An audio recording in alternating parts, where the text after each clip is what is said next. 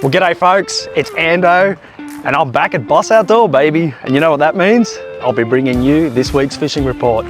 So jump in the tinny and let's talk about what's biting.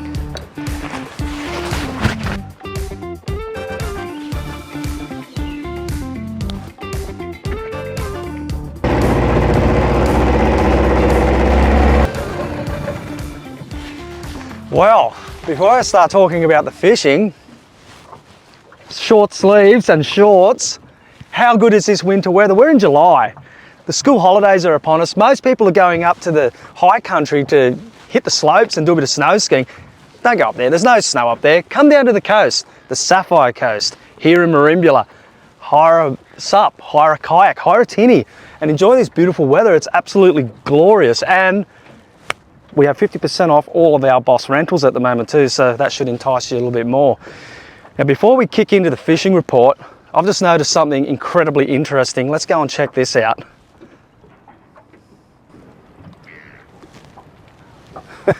Well, that looks like something out of the Pirates of the Caribbean. I expect Captain Jack Sparrow to pop out and fire a cannon at me. What an amazing piece of ingenuity that is. Now, the skipper of this vessel's punching up the coast offshore, popping in from port to port, and we'd love to hear his story. So if you are the skipper of this vessel, pop into Boss Outdoor and tell us what you're doing. Speaking of offshore, let's talk about these tuna. So southern bluefin tuna, big southern bluefin tuna. So Dom and the boys had an absolute ball out here just through the week. It was on the weekend actually, on Friday. They had a 4-way hookup. Amazing, amazing, amazing to see 4 game sticks go over on the trawl. It's pretty cool. Those fish have moved forward up the coast, up around Bateman's Bay now. So if you're looking for that sort of action, you probably want to start maybe Maria, Bateman's Bay, that sort of area, and fish out wide of the shelf. Now, trolling skirts is the best way to search for these fish, but keep your radios on and listen to the boat chatter, because if someone's on, they will talk about it. And if everyone gets around that area, respectfully of course, throw some cubes in the water, so cut up pilchards and so on, you'll keep those fish around for hours, and that way you'll be able to cast stick baits at them and have a bit of fun. You can drop jigs down through them. I've done this myself with Micah Adams, and we've had a ball. We caught some amazing fish doing this, and we were on the fish for at least 3 hours, so total fun. Make no mistake, these fish are big. They're over 100 kilos, so make sure you're geared up for it. But anyway, if you want that action, punch north and get into it.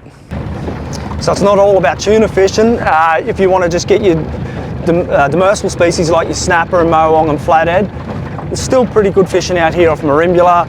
Eden's probably fishing a little better at the moment, but if you were coming out of Merimbula, you're looking to hit that 40 metre, 35 to 40 metre zone off Long Point, or the same off the Hunter Reef, or the same down off the Horseshoe at Haycock leading into Leonard's Island. That's the sweet spot for the gravel, where you're going to find mohwang, nanagai and snapper. Now the snapper, they're starting to warm up. Leif's been talking about the snapper in the last few weeks. Well, it's only getting better. So if you fish for snapper along the gravel edges, you're going to find feeding fish, and they're the fish you want to target. No good getting up on the reef, right up on top of the rock, catching wrasse and leatherjackets and sweep if you're after snapper. Get down on that gravel. If you're looking for flathead, which wintertime, we're famous for flathead here. This is probably the best flathead fishery along the coast, and it's right here at Merimbula. But I'd be suggesting going out to that deeper water. I personally like 55 metres. I've spoken about this long ago about catching flathead out of Merimbula, but 55 metres seems to be the sweet spot between catching good sand flathead, and I mean proper size sand flathead, as Carly's been catching. She's been getting some absolute thumpers. And you also get tiger flathead in the mix. Now tiger flathead, they've got red spots on them and they yield 2 massive fillets. They're delicious. They're a deep water flathead, and anything out of the deep water is amazing eating. So if you push out a little bit deeper, you're going to get those tastier fish. Don't be surprised if you get a few gurnard in the mix. Gurnard are beautiful, they fight hard, and the good thing about doing that is you can go and hit the reefs early, get a couple of snapper, punch out, get your flathead, come back in, and even chuck a squid lure around, a squid jig around the inside of Long Point for some squid. Now, I've heard a few people say the squid are hard to come by. They might be, but if you try for them, you should get a couple, and you only need 2 squid, a couple of flatty fillets and a snapper. You got yourself a beautiful meal. And for those who don't have a boat, not all is lost. There are plenty of fish to be caught out here on the beaches of Merimbula. So down here towards Pambula, quite often you'll find schooling salmon. This time of year it's really tricky because the water's clear and there's not a lot of swell and it's hard to find those fish feeding in gutters, but they will school up and move, and if you chase them along the beach with a metal lure or even just a gang pilchard, but I prefer a metal lure this time of year because it's a little bit more active and you can chase them along, you can see the schools, cast the lure into them, crank it really fast and come up trumps with a few salmon, and it's always good fun for the family. They're not bad eating either. Like, I know I say that a lot. I lived on them when I was a kid. They're good eating. If you want tailor, you want to fish the beaches a little bit later in the afternoon, evening, into the night. Now, I mentioned normally at July, that'd be no way, but the weather's so nice. Like, it's genuine 21 degrees here today. It's beautiful. If you got down in the middle of the beach or even just here in front of Ford Oval, you'll get your tailor, gang pillies at night, and don't be surprised if you get the odd shark. So there's been a few sharks around. We're talking maybe bronzies, maybe a gummy, who knows, but you've got to be in it to win it, right? If you're not fishing on the beach, you don't like the sand between your toes, you've got the rocks here. Now, Long Point to the north of the bay, and you've got Haycock to the south. I know there are many great rock platforms all the way up and down the coast, but right here in our locality, they're our honey holes. So we're talking drummer, black drummer, or Eastern Rock blackfish as they're formerly known. If you get out on the point and find yourself a little wash, you want a little bit of a ledge to stand on, a safe ledge of course, PFDs always, and put some bread burley in the water, cut some Cunjavoy off. If you don't like cutting Cunjavoy off, or if you don't know how to cut Cunjavoy off, come and see us in the store. We'll run through the process of how to get your own cunji, but peel prawn. Just peel prawn, bit of squid, a bit of bread burley, and you'll get your drummer. Now, they fight hard. You only want to fish a really small hook and probably about 20-pound line to be safe, because they do dive for cover pretty hard. But top fun, beautiful eating. Like, I'm all about eating fish. I love letting them go, but I love a tasty feed. And drummer are right up there at the top. So if you want to get some drummer off the stones, particularly while the swells are a little bit sort of on the lower side, I reckon now's the time. And if salmon and tailor don't float your boat down here at Merimbula Beach and you're looking for something a little more prestigious like Mulloway, go to Tathra. That's the best beach to catch a dewey.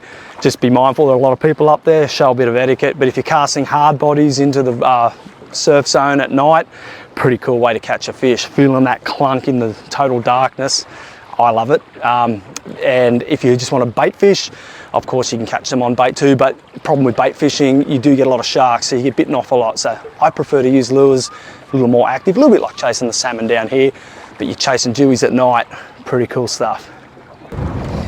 Moving up into the estuary, winter time, the main staples are your trevally, your tailor, and your salmon.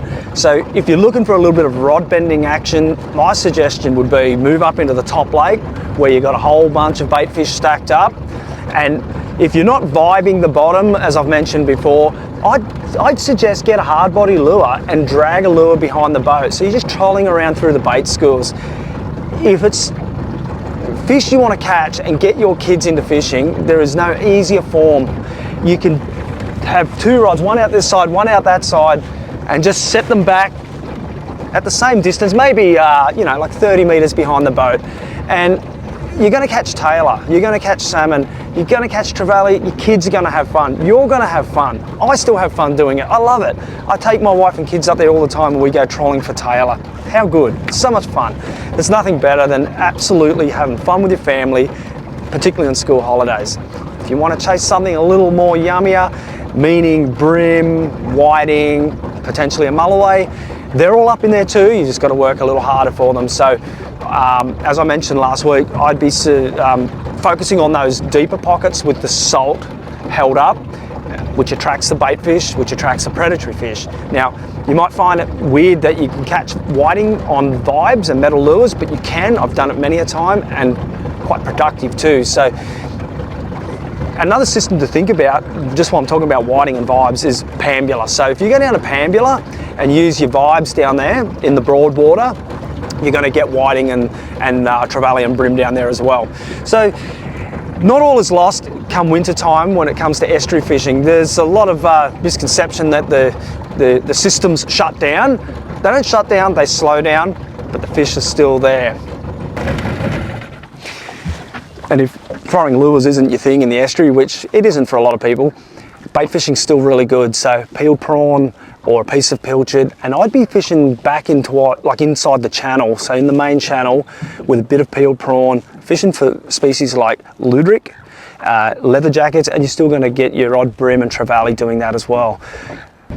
So if you're visiting the area and you're looking for a spot to take the kids for a fish, right here at Spencer Park, you've got a fantastic pontoon that you've got great access into the channel. You also have an acreage of sand spit that you can stand on and fish from as well. Good thing about Spencer Park is you've got the park, so if the kids are sick of fishing, they can have a swing or play on the jungle gym. There's generally a coffee van set up, and there are barbecue facilities down here on Main Street, Spencer Park.